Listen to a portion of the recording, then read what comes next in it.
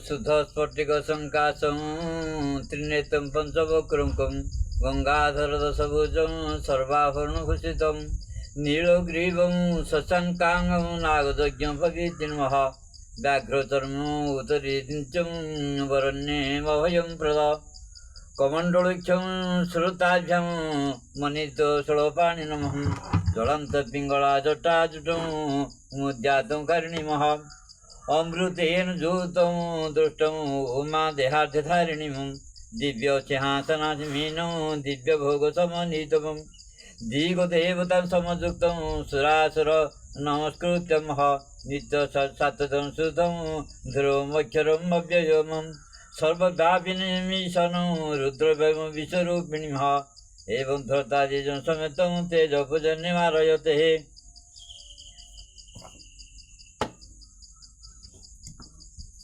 चलो विभिन्न रोगर अमरपोईर घरोई प्रयोग। अमरपोई षोरश सेवन करने द्वारा पुरुणा अग्निमांत दूर हो भल क्षुधा होता है। उदर पीड़ा यही पत्र रसरे शुंठी चूर्ण मिसाई पीवा द्वारा पेट व्यथा और आराम मिलता है। यही पत्र काठ प्रस्तुत कर सेवन कले उदर छल वेदना उपशम हुए। हणाकटा खारु रक्तस्राव बंद करने हणाकटा स्थान में प्रथमे अमरपोईर पत्र रस पकाई हाल्का पट्टी बांधि रखिले रक्तस्राव बंद होता है। क्षत बहुत गभीर होते अमरपोई तैल प्रस्तुत कर लगाइले क्षत अल्प दिन में सुखी जाए। तैल प्रस्तुति विधि अमरपोई पत्र को चिकण कर बाटी से बोटा कल करू 40 ग्राम नहीं से पत्र 160 ग्राम एवं 40 ग्राम राशि तेल मिसाई ताहाकू मांदाग्नि अग्नि रे पाक कर तैल अवशेष रहिले ताकू छाणी रखिब। यह अमरपोई वा हिमसागर तैल। प्रतिदिन हणाकटा घा को प्रथमे त्रिफला बोतरा पानी रे धोई से शुद्ध तुला साहाय्य यही तैल लगाइले घा सुखी जाए।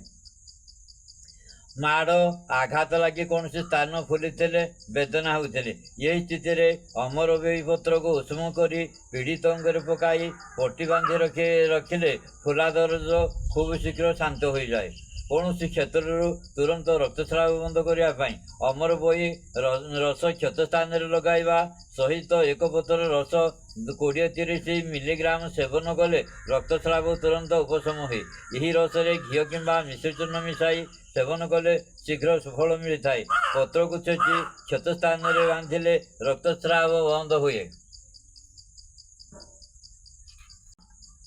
नासार रक्तस्राव हेले ऊर्ध्वक रक्तपित्त कारण अधिकांश लोकंर नासार छेरा फाटी नासारू प्रबल रक्तस्राव होता है। ये स्थिति अमरपोई पत्र रस को बारंबार नासारे पकाइबा सहित 30 मिली पत्र रस मिश्री मिसाई सेवन कले रक्तस्राव बंद हो जाए और ये रोगी आरोग्य हुए। रक्तस्राव बंद हो जाए पर भी किसी दिन जाए ये उपाय करने दरकार। रक्तातिसार अमरपोई पत्र रस 3 ରୁ 6 ग्राम सहित जीरा तथा 2 गुण घी मिसाई सेवन करने द्वारा यही सब रोग दूर होता है। जीरा गुंड 1 ग्राम घीरे परिमाण 200 ରୁ 500 मिलीग्राम। ये सब रोग सकाल संध्यार दिन को 2 थर खाली पेटे अमरपोई पत्र रस 6 ग्राम मिश्री मिसाई पान करने दरकार।